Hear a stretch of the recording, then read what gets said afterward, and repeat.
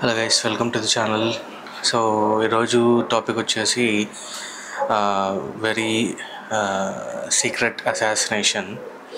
So స్టోరీలోకి వెళ్తే Feb 12th 2017 city అయాషి అని చెప్పేసి ఒక ఇండోనేషియన్ అమ్మాయి తన బర్త్డే జరుపుకుంటుంది హాట్ రాక్ కెఫే, మలేషియాలో the biggest hot rock cafe. So waiter cake తీసుకొచ్చినాడు, క్యాండిల్ ఊదేసి మామూలుగా ఎవరైనా విష్ కోరుకుంటారు. బట్ తను ఆ రోజు ఏం కోరిక కోరుకోలేదు. అండ్ తను మనసులో అనుకుంటుంది, నాకు ఇప్పటిదాకా ఉన్నది చాలు, బాగా అచీవ్ చేసిన అని చెప్పేసి.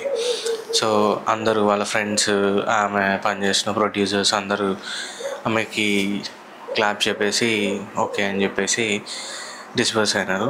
అండ్ స్టోరీలోకి వెళ్తే ఈ సిటీ అయాషి వచ్చేసి చాలా పూర్ ఫ్యామిలీ నుంచి వచ్చింది ఇండోనేషియాలో. సో వాళ్ళ విలేజ్ కూడా ఏదో జంగిల్లో ఉండేది. అండ్ వాళ్ళ మదర్ అండ్ ఫాదర్కి 3 కిడ్స్.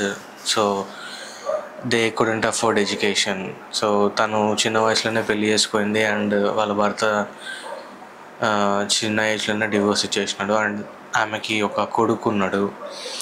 అండ్ వాళ్ళ భర్త was not helping her financially.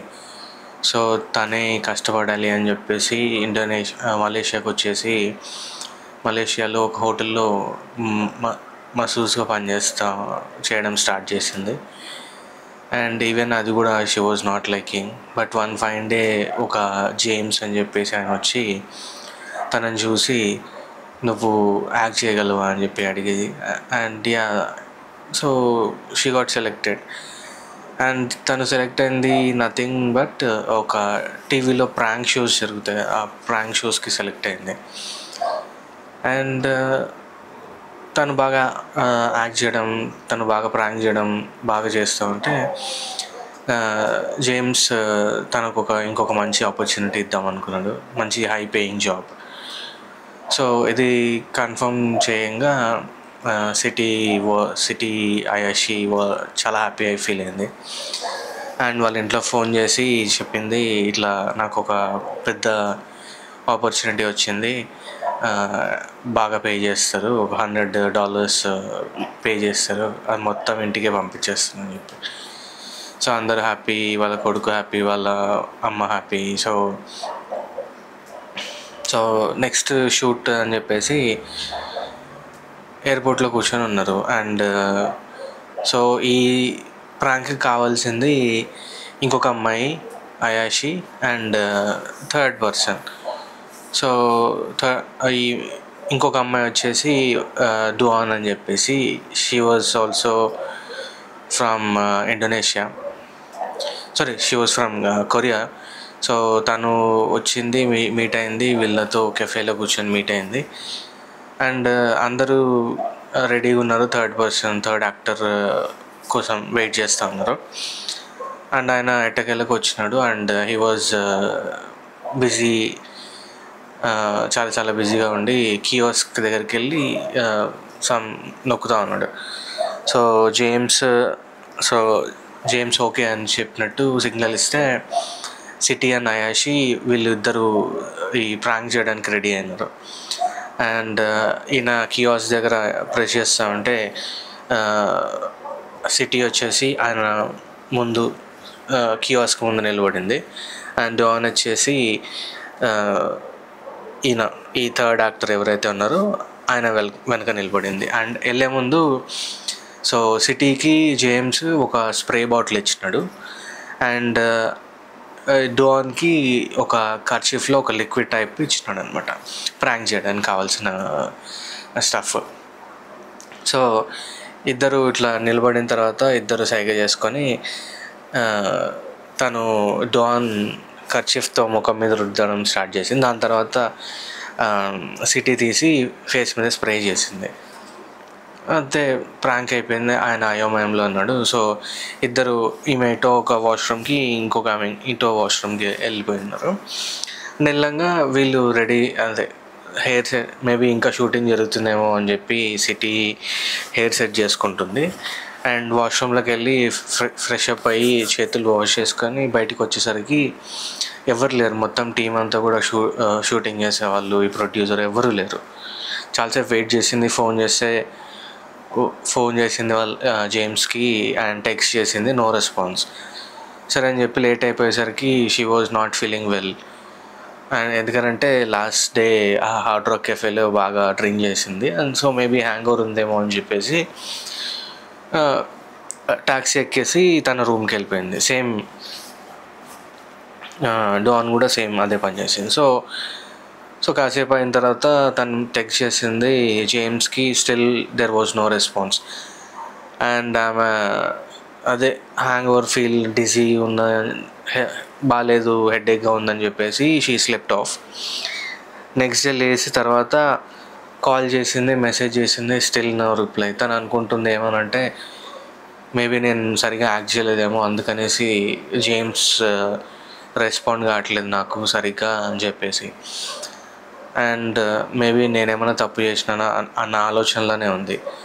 And సరే ఏదైతే అదైంది, మేబీ తర్వాత వాళ్ళు కాల్ రెస్పాండ్ అవుతారేమో అని చెప్పేసి she came back to airport and ఇంటికి వెళ్దామని చెప్పి she was getting ready. And తను వెళ్తూ ఉండగా ఒక హెవీలీ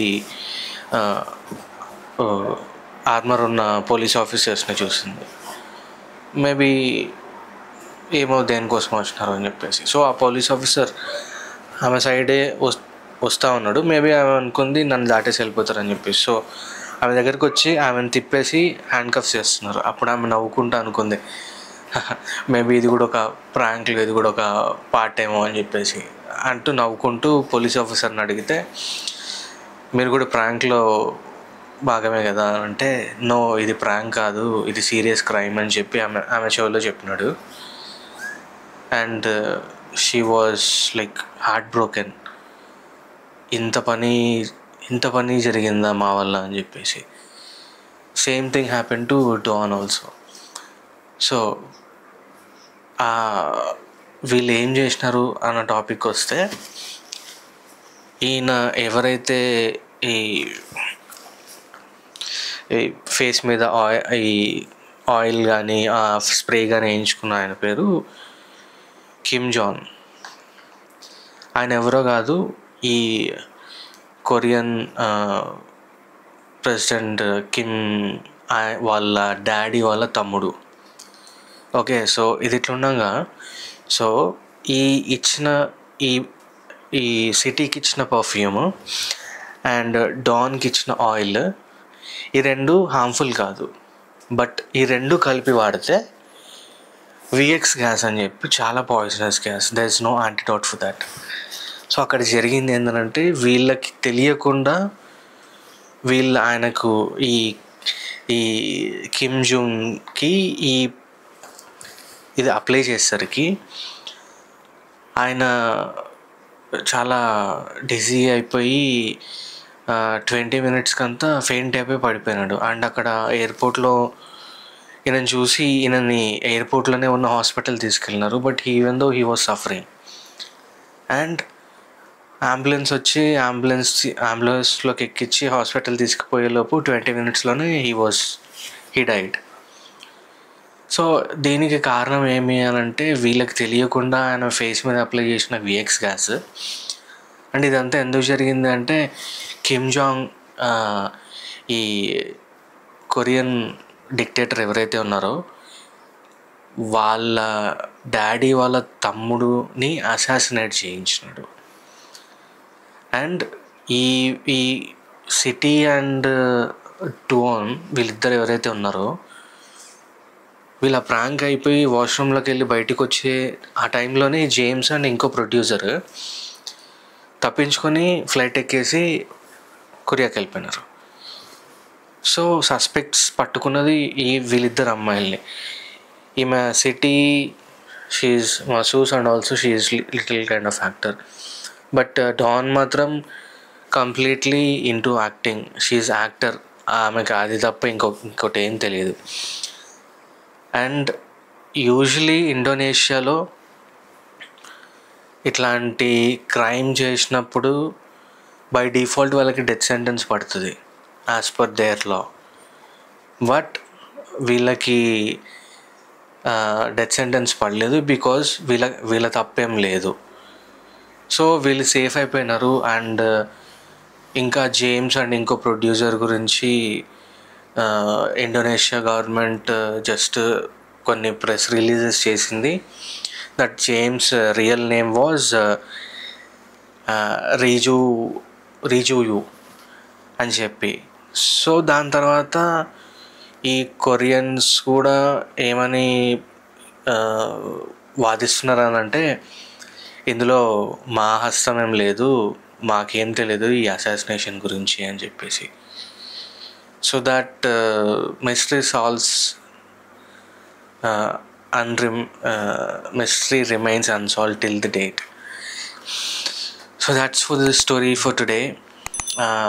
నచ్చినట్టయితే like, share and subscribe. Thanks.